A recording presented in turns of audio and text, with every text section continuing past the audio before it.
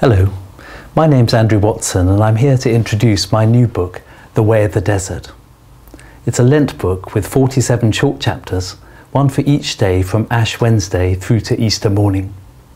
And just as the season of Lent reminds us of the 40 days that Jesus spent in the wilderness before he kicked off his public ministry, and just as Jesus modelled those 40 days on the 40 years that the Israelites had spent in the wilderness during the time of Moses many centuries before, so this book is a series of reflections on the story of Moses and the Exodus, that long, challenging trek through the desert from their slavery in Egypt to freedom in the Promised Land. At the beginning of this book, on Ash Wednesday, we read of how the Israelites passed through the Red Sea and into the desert.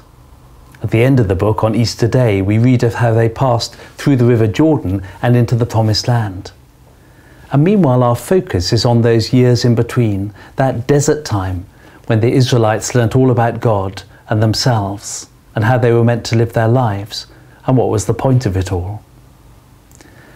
Now, in an ideal world, I'd be speaking to you from the Sinai Desert and the stirring theme tune to Lawrence of Arabia will be playing in the background.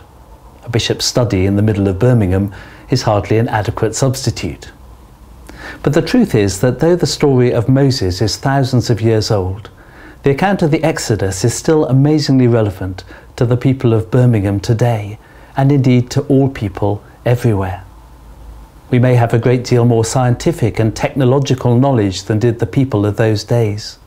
Our way of life, our expectations, our material comforts might be very different from theirs. But the quest to learn about God and to learn about ourselves, the questions of how we're meant to live our lives and what's the point of it all, are just as important now as they've ever been. It's an insight that I first picked up at the age of 14 in my early days as a committed Christian, when I was meeting with other boys my age to study the Bible together. And yes, we were studying the story of Moses and the Exodus. And at the end of that study, I remember my first rather nervous attempts to pray out loud. And as I prayed, I thanked God for my baptism, that passing through the Red Sea. And I thanked God for my future hope, for the promised land that lay ahead. And I prayed that I might be faithful and fruitful during that time in between those 40 or 60 or 80 years that might still be allotted to me here on planet Earth. And now I've hit 50. And with rather fewer remaining years allotted to me here on planet Earth, I still want to be faithful and I still want to be fruitful. I want to learn what it is to be a pilgrim, a disciple in the second decade of the 21st century.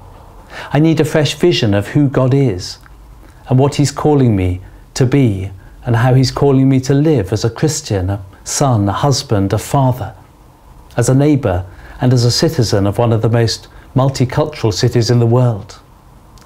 And as I've spent time in the 4 books that tell the story of Moses, Exodus, Leviticus, Numbers and Deuteronomy, and as I've read them through the lens of the 4 books that tell the story of Jesus, Matthew, Mark, Luke and John, so I found myself challenged, nourished and blessed.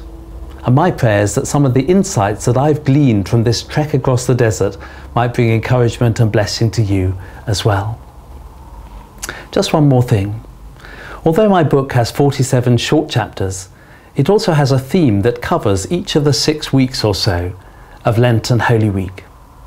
If you have a Lent group in your church, I'd therefore encourage each member of the group to carve out maybe 10 minutes a day to read the relevant chapters, but then to focus your time together on the big theme for the week.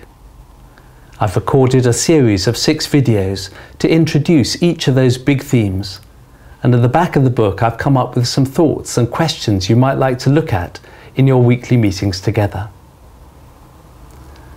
There are many things you could do in Lent, of course. You could give up beer or wine or chocolate.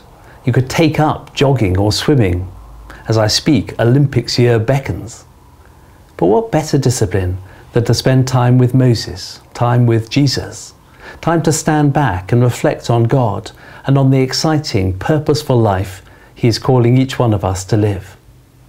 I hope you enjoy the journey that lies ahead, and thank you for listening.